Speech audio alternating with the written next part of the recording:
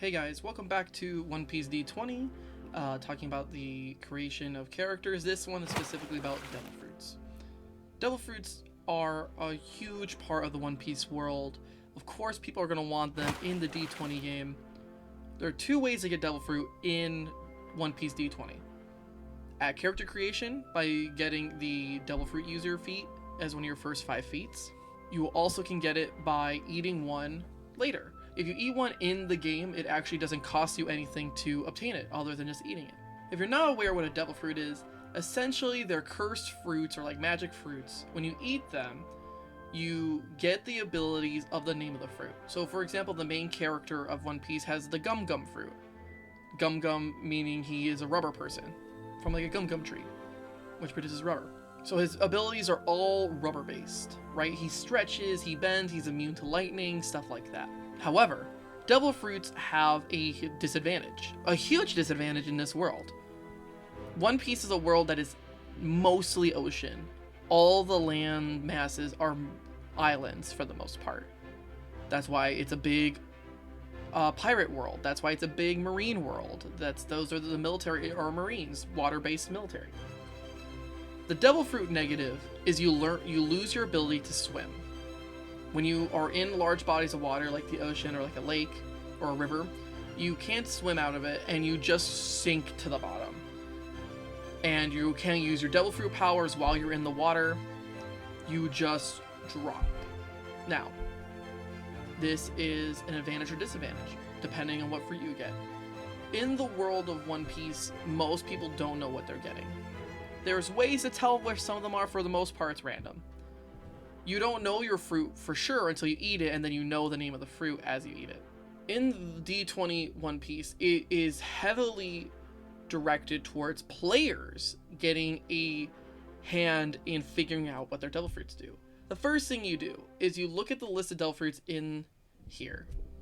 So these are just examples they give. You can use these, you can make your own whole list. I use this list and partially ones that were added by my crew that I'm running this for.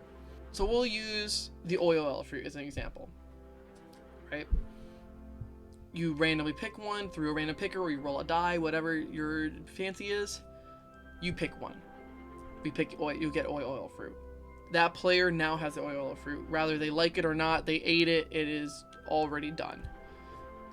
You should do this the same way in level 1 as they would eat it later. You should roll it randomly. It is heavily told in the rules that you do not allow a player to pick what fruit they get. It is always random.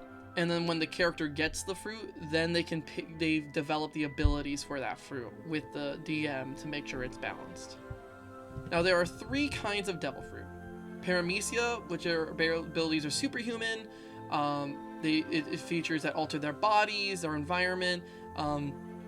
They usually can create substances for their own bodies in battle, stuff like that. Zone types are animal types, so usually it's an animal fruit. There are some legendary animal fruits that offer you different forms in your body. So usually you at the very least have an animal form and a hybrid form. So like if you were a wolf, if you had the wolf fruit, you could be a wolf or like a werewolf kind of looking figure, or like a Worgen looking figure if you'd rather use that term. Logia types are rare and they're powerful. They basically turn you into an element of some kind that's non-solid. You can disperse and control that element. Lightning is one of the big ones that's shown here. Things like that. Lava, fire, all these things are kind of in that bubble where it's like an element of some kind. There aren't a lot of hard rules for the devil fruit. A lot of it is up to the DM's discretion, the DM's call, working with the party member to describe what these fruits are capable of, and it's really all down to the DM and the players' creativity and what they want to create. So how devil fruit works, like I said, when you start at level 1, you burn one of your feats to get it. Every 2 character levels after a character's eaten a fruit, they may pick another feat on the list for free. It does not count as any of your other feats. The devil fruit chain is separate from your other feats. It's every 2 character levels after you've eaten it. So if you ate it at level 5, then you eat it at 7, then you get another one at 9, etc, etc. If you get it at level 1, you get it at level 3, then 5, etc, etc. If you eat it at 2, then it's 2, 4, 6, you can do math. You can give feat points from awards and stuff. It's not supposed to happen. It's supposed to be very rare, but if it does happen. Also, you can never have more than half your character's current level in Devil Fruit feats. So if you're level 10, you can't have more than 5 Devil Fruit feats. If you're level 2, unless you're a human where it gets a little bit different because you get a +1 bonus. If you're level 2, you can't have more than 2. You can't have more than 1 Devil Fruit feat. Is another rule. When you're working on making Devil Fruit powers, they give you one example, the Oil Fruit, which I said earlier. You have a physical description, which basically tells you a short description of what it does.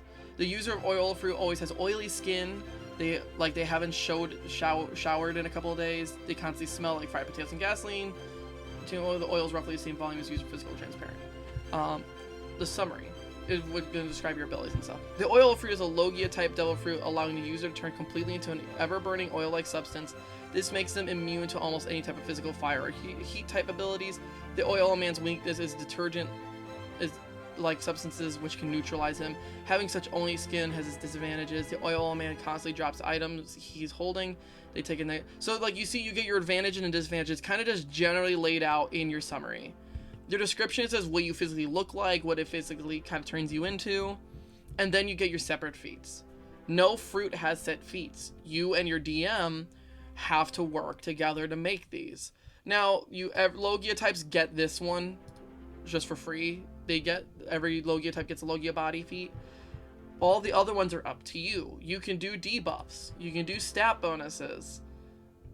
You can do damage, like full damage, like damage strikes. You can do skill bonuses.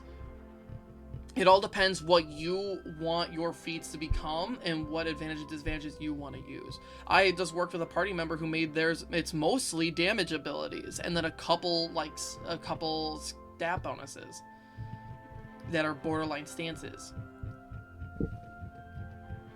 I didn't make them stances because then they couldn't use their brawler abilities while they're in them, or their other class ability, other stances. So just be aware of all that while you're working with your DM, and your DM should be aware of that as well. So they'll help remind you and steer you in the right direction. But work together and be creative with your names and ideas.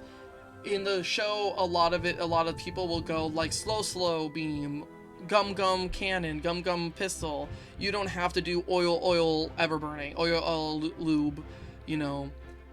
You can make them puns, oily prison, wet old machine. You can make them just general names, you know, that it's slippery splash. So all that is up to you as the player. There's not a lot much more to get into this. So just remember, when you eat a devil fruit, you're stuck with it. So make the best out of it. There are some lame devil fruits, but for the most part, you can make the best out of it, right? And it's random, you know. That's just understand, don't get mad. That is the game you play. You do not need a devil fruit. Just a reminder, as a character at this beginning or for the whole run of the campaign, no one is forced to eat a devil fruit. It is not required. There are multiple characters in the One Piece lore that are powerful enough without it. So keep that all in mind. Happy sailing.